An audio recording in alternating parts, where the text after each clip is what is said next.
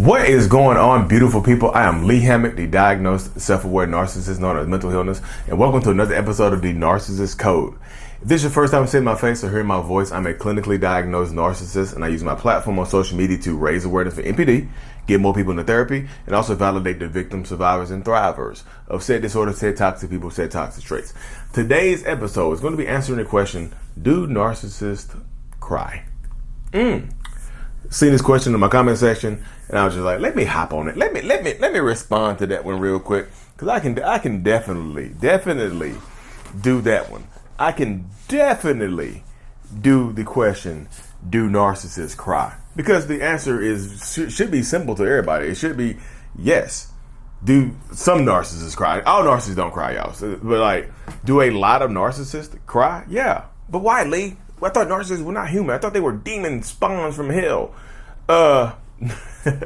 This might come as a shocker to some of y'all. Y'all might not like me when I say this, but y'all, narcissists are people too. Sorry.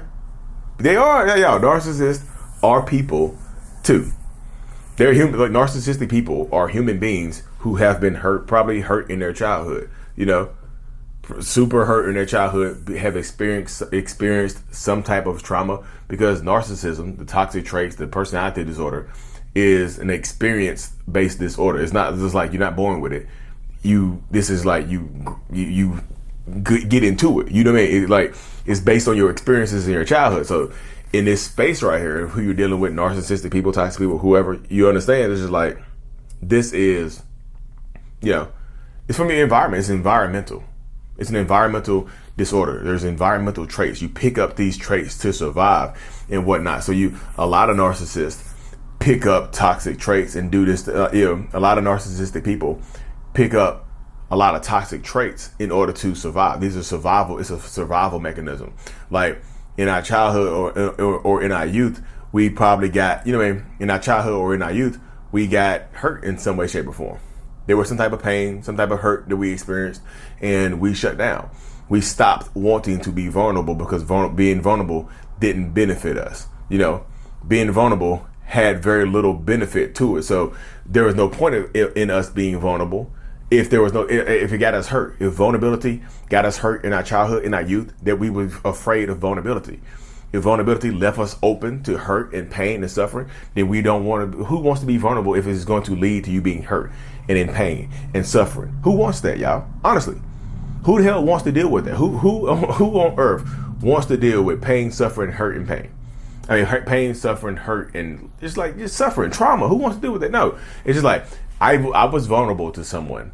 I trusted someone, and they hurt me. So now I'm angry. So now I'm shut down because of it. You see what I'm saying? So it's just like it gets into that space right there, which is like a lot of people don't understand. A lot of people tend not to understand the space. It's just like, look, this is what we are experiencing right here.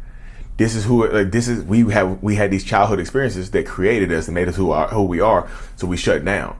So we cried in our youth. We cried as children, but somebody told us, like a lot of times you hear the phrase, shut up, I'll give you something to cry about, or tears of, like, especially with young boys, are just like, tears are, you're crying like a girl, stop being a girl, blah, blah, blah. You heard that as childhood. You heard that in your youth. And this is not me saying, I know some people get like, Lee, the women crying like a girl, that's so sexist. Like, y'all, this is what we grew up with. This is not what I'm just making up in my head. People told us this when we were growing up. So it contributed to us not wanting to cry because we didn't want to be presented this way as weak or feminine or something like that. So you couldn't cry. I'm giving you something to cry about. Girls cry. Suck it up. Don't cry. Don't shed no tears. Suck them tears up. So you didn't want to shed no tears. So we cried in our youth. We probably cried. Nobody cried in our teenage years. But as adults, it's kind of like the tears, the desert in our mind. It's like it used to be a lake of tears in our mind, in our subconscious, in our body. And it's damn near dried up, The desert has dried up. So, but some narcissists absolutely do cry. They have emotions. They get emotional. Like somebody passes away that they're close to, a pet, a person, whoever it is, somebody that's close to them that they actually care for. They pass away. They might actually shed some tears. You might see some tears. They might try to fight them to hold them back or whatever. Just like, ooh, you see them shaking their head like, ooh, I don't want to cry right now. Ooh, yeah. yikes, I ain't gonna do this right now. You know what I mean? They don't want to cry. You know, you see this space that they fall into. They don't want to cry because crying in our youth was presented to us as being weak. Like, if you cry, you are weak. You see what I'm saying? So it's just like, you didn't want to cry. Why would I want to cry if it's going to be presented to me as weak? You know, so we grow up, we get into these relationships, we start families, we become adults, and we still don't cry. You know, I think it was a shock to my wife when, like, she was crying in childbirth or crying at the wedding, and I was just, you know, I felt like I wanted to cry. I could feel it, but then my mind would shut it off. Like, some narcissists do want to cry, but our minds won't let us. The narcissistic part of us, our inner child won't let us cry. A narcissist inner child will not let them cry. I'm gonna do a short video on that later on. Y'all probably will hear me say that in a shorter video later on. When I say, like, the narcissist inner child just will not let them cry. See, I said it. When I say, like, the narcissist inner. That's how I film my TikToks, y'all. I'll have an idea, I'll say a few words, and I'll just put it into my drafts, and I'll finish that video later. Y'all will see it in the Armstrong shirt later on. One day this week. Or it might have already been posted. But yeah, the narcissist inner child was hurt and damaged and got punished for crying. Got made to feel weak for crying and whatnot. So they didn't cry. It's just like the inner child, like the adult version, might want to cry. The adult just like, I'm going to let it out. And the inner child's like, no, we got hurt when we were little, when we cried. So you don't cry. Don't let it out. And you can feel it. It's like you're fighting within yourself. And it's frustrating when you understand it, when you're aware of it, you're fighting it, but you understand it, you get it, you feel it. It's just like, oh my goodness, this sucks. You know, it's pain. It is so much pain. It's just like, it's a lot of pain to hold back the tears. Because we think the tears, it's painful to hold back the tears, but we feel like it'll be more painful to let them out. You know, it is extremely painful for us to hold back our tears, but it will be more painful to us to let those tears out, to let those tears flow, because it hurts so damn badly. You know, just like, well, we're going to protect ourselves by not crying, because even though it hurts to hold these tears back and to not show these emotions right now, it will hurt more because it not only opens us up to present pain, but it also opens us up to future pain, because people can use this incident against us. And a narcissistic person thinks like that because we use incidents like this against people all the time, don't we? You see what I'm saying? All the time. We do. All the time.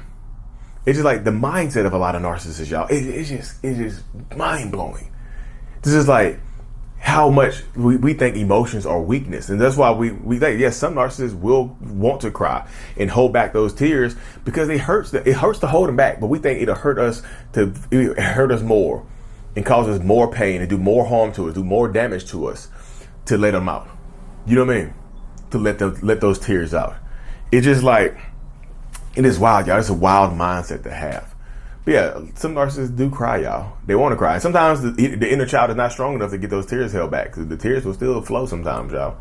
You know, they might not be wailing and like, no, my mom. They might not do that. My dog, my pet pigeon. I raised this pigeon I sat on this egg and it hatched. And I raised it as my own little baby pigeon, and now it's gone. They rarely will ever do that, y'all. They rarely will ever do that. Imagine a grown man sitting on a pigeon egg before the hatch. I just can't stop thinking about that. Shake that loose. But yeah, some narcissists can cry. A lot of them want to cry, but they just hold it back. But y'all, here's the caveat, and I will end on this caveat right here. Some narcissists cry as manipulation. Some narcissistic people cry as a distraction from what they have done to avoid accountability, to make it sound like it's causing them pain to admit this, to say this. And a lot of times, like I said, with men narcissistic people, it's just like you got chastised for crying when you were younger. You know, it might be the same thing as a woman growing up as well. Y'all can speak for that. I can't speak for that. But the tears, the crying, using tears as manipulation, that's more of a female narcissistic person's persona right there. That's more of a female narcissistic person's traits. Because like, babe, you really text your ex? I thought you said you were done with him. I don't know what I'm doing. Or your mom, you might have grown up seeing your mom do that to your dad. Your mom start crying, boohoo crying whenever she got held accountable for something. You might have a toxic mom. I'm just saying. I'm not saying narcissistic men don't cry for manipulation, because absolutely they do. I got plenty of videos on my YouTube channel about narcissistic men crying their asses off when they get caught cheating. Like, it hurts me to hurt you. Ah! But you can tell that those are fake tears. There's no tears running in their eyes. They always fake throwing up or whatever. But you get a lot of those toxic female narcissistic people, and them tears just start flowing. When accountability knocks at the door, just like, hey, female narcissistic person, open up the door. I want to open the door. And you're like, oh, Jesus, those tears are real. I'm just telling you, it happens. And this is not me trying to be misogynistic, y'all. No. I know the majority of my followers are women. No, this is not me trying to be misogynistic, but y'all, if y'all ever dealt with a toxic, narcissistic female person, y'all know exactly what I'm saying. Like, it's kind of like they can cry on cue. You know, your friend, your bestie, your BFF, your mom, your sister, your girl. Sometimes it be your grandma, or the deacon at church, your teacher, your principal, whoever it is, your boss, whoever it is in these spaces. You know what I mean? They cry on cue when they get caught up, and it's just like, it's toxic regardless of whoever doing it. Like I said, there's a lot of toxic narcissistic men who will cry to manipulate you as well. It's not just a women thing. I didn't make it seem like it was just a female narcissistic trait, because men do it too. But so yes, y'all, some narcissists do cry. To answer your question, the long-winded answer to your question, some narcissists do cry. Some narcissists can and will cry. You know what I mean? But anyway, y'all, thank y'all for tuning in to another episode. I really, truly appreciate y'all for being here. Check out the self-love brand if you haven't. It says, I'm strong, I love me. It's a symbol. I love me. I'm strong. Lee Hammock is out, y'all. Well, mental Healness is out. Peace. Thank you so much for making it to the end of my video, y'all. If you didn't know, we wrote a kids book called Remember It's Not Your Fault, to help kids understand that they are not in control of whatever circumstances they were born into. Talk about boundaries, tell them the truth, all of that stuff, y'all. It's available on Amazon right now, or the link in my description of every single video or podcast that you listen to. Thank you so much. Remember, it's not your fault. Peace.